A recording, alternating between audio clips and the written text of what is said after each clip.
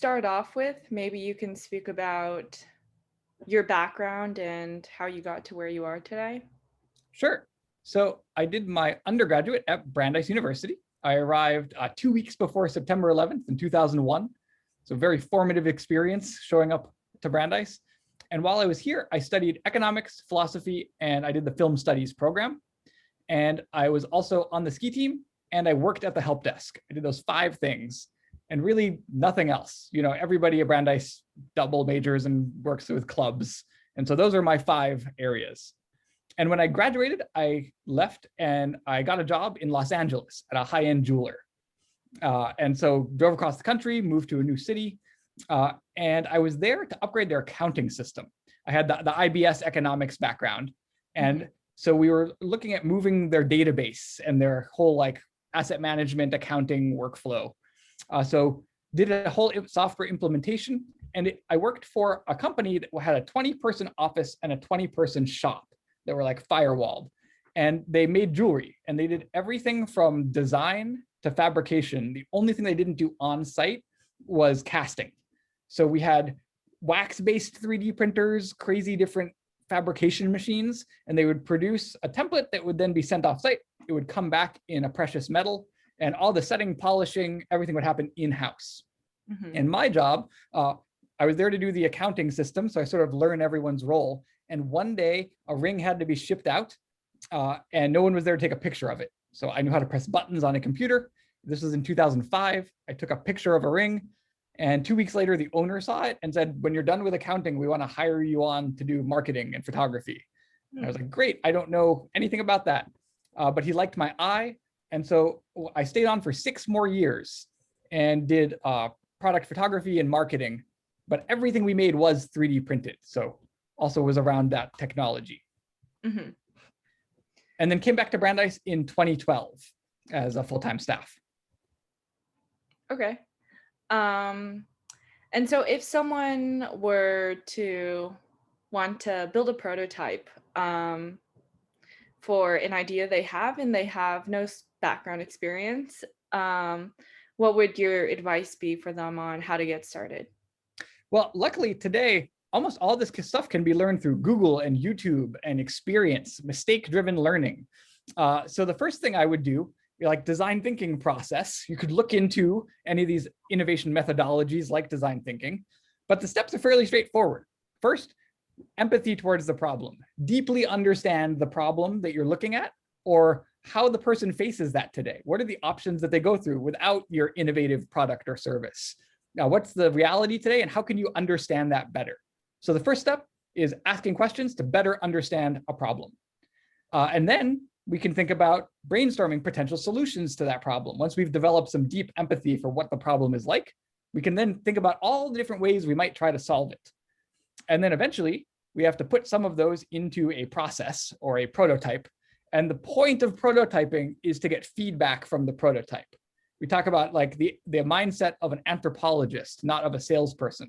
We're not trying to sell you the prototype. We're trying to look at how you use it and learn from that experience.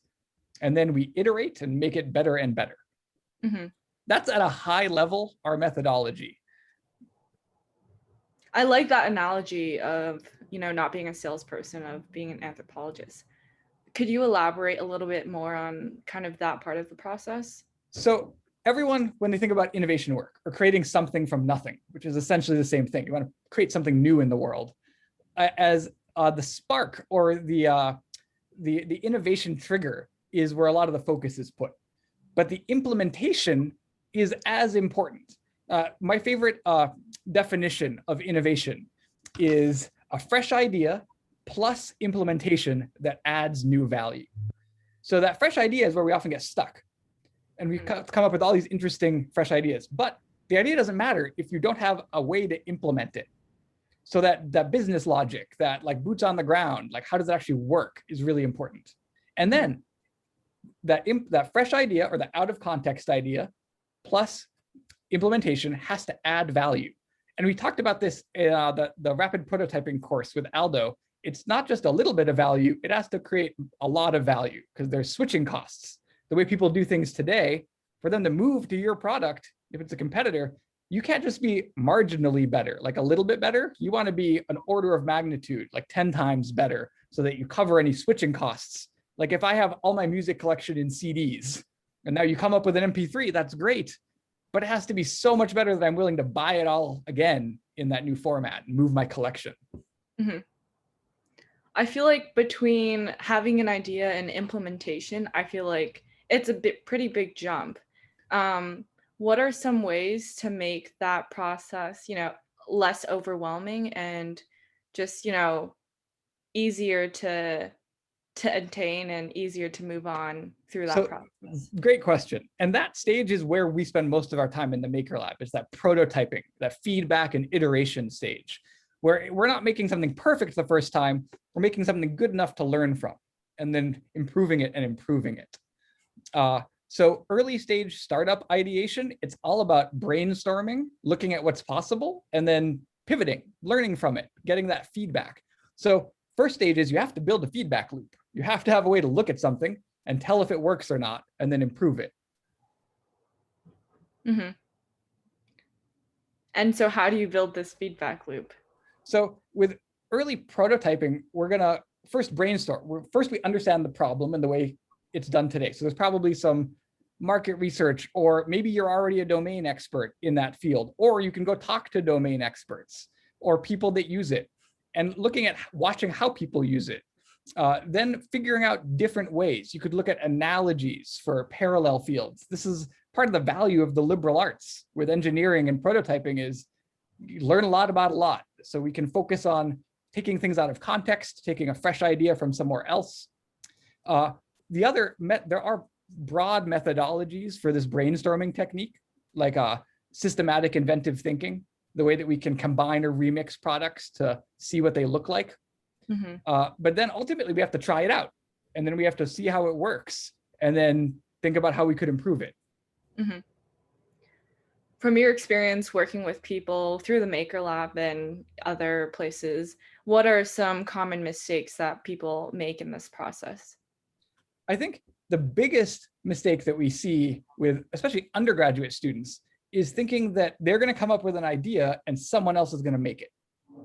And in the history of startups, the person that comes up with the idea usually has to make it themselves. Mm-hmm. So the engineer you're seeking is probably you. And so what we try to do is make these tools accessible to everyone. So you don't have to self-define as an engineer.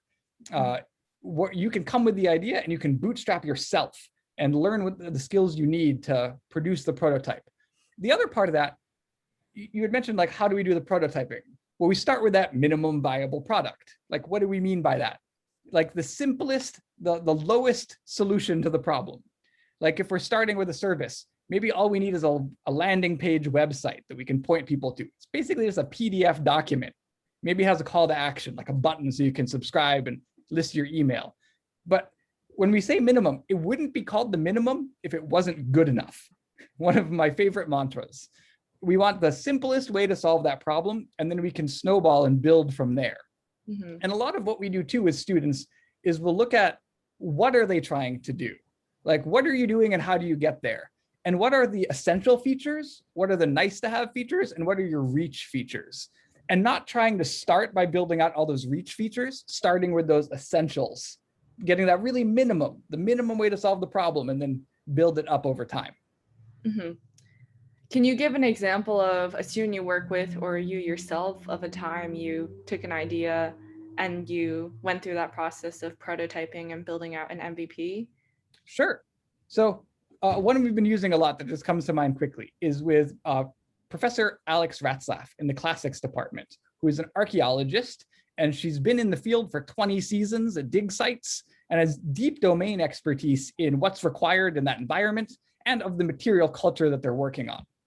And about 4 years ago, she came to us with this problem where there's a site called Tel Kabri in Israel, where they excavate a lot of Roman glass, iridescent glass particles, and they disintegrate as they're being excavated. So starting from a problem focus, the problem is they're losing information as they're excavating, and they want to digitize and preserve that information. So the question was, could we come up with a 3D scanning technology to scan Roman glass in situ as it's being removed from the dirt? So that's sort of the problem that we start with. We always want to start with a problem focus. And then we think about how we could solve that. And there's a lot of different ways we could approach that. But one of the challenges, the limitations of technology. Most 3D scanning relies on the deformation of a beam. Whether it's LiDAR or structured light, we're usually sending out a pattern, or we know the speed of light and we're bouncing off and doing time of flight. But essentially, light has to reflect back, has to come out of a projector and come back into a sensor. If you shine that at glass or shiny reflective material, no data comes back to the sensor. So you're not going to have information. So the material culture we were looking at was particularly tricky. This is part of the empathy stage. We have to understand what they're really trying to do. And then we had seen another researcher, a professor from UMass named Duncan, who made the Beast Cam for scanning endangered reptiles.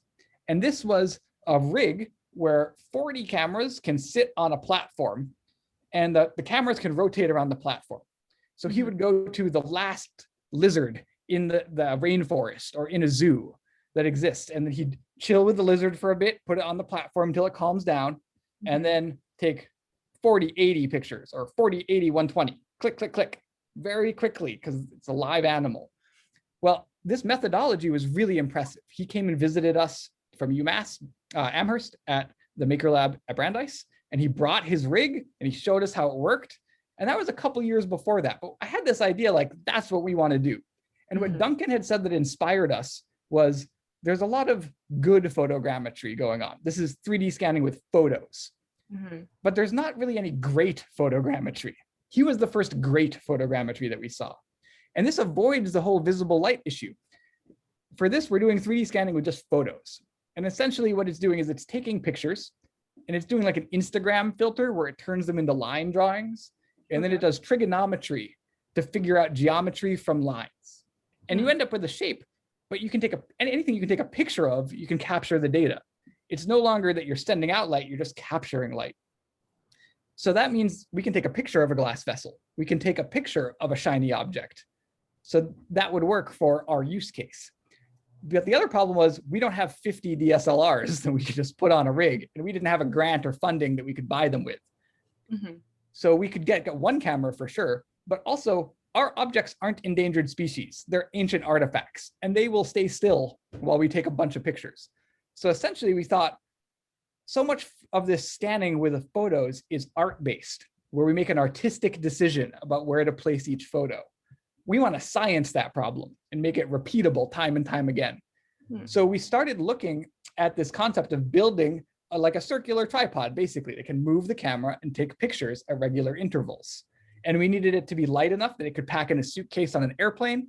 We need to be able to put it in an object in the dirt, so it had to be robust enough to go on an archaeology dig.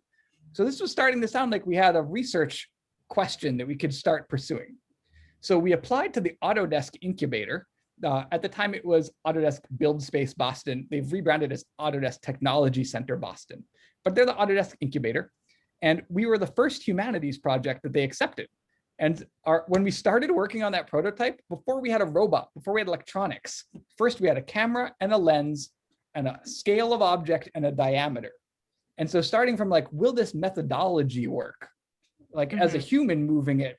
And then once it's all constrained, then can we teach a robot to do that same maneuver? So I don't know if that answers your question, but those are sort of the stages of how we unpacked that problem and got to a research roadmap where then we can produce a solution.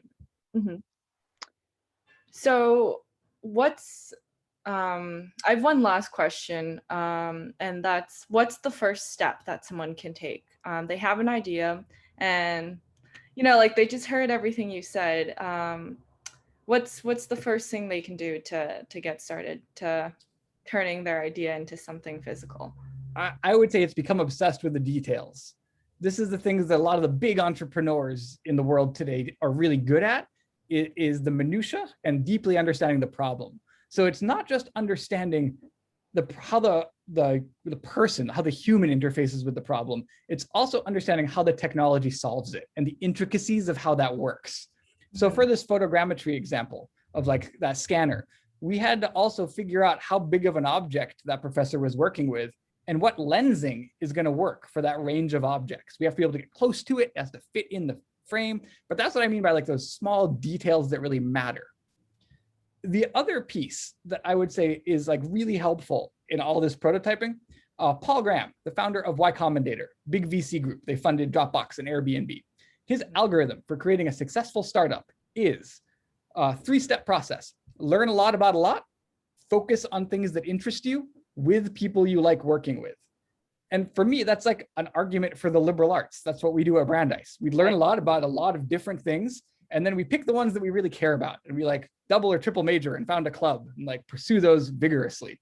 Right. And while we're doing that, we find a bunch of people we like to work with. And that for me is where the insights really come from.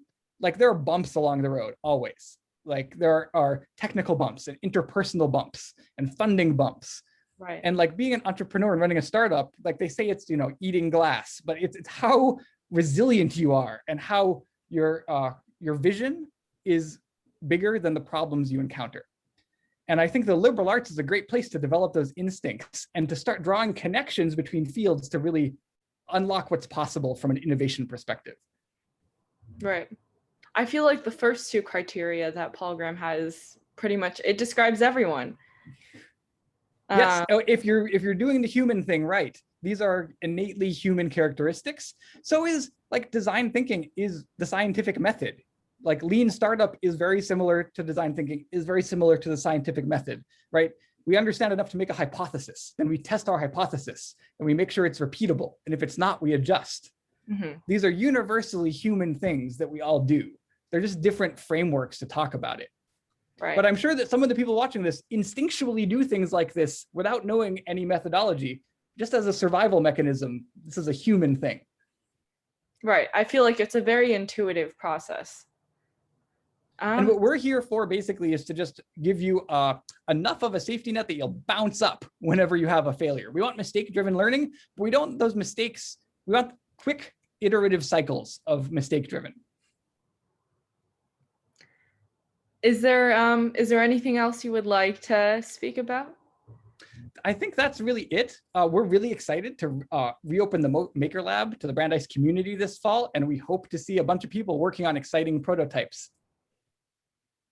Yeah, you gave some really great insights. And if you hadn't mentioned the 2 weeks, I wouldn't have known because I felt like you gave some really great answers. Excellent. Well, great to talk to you today. You too. Thank you. Bye.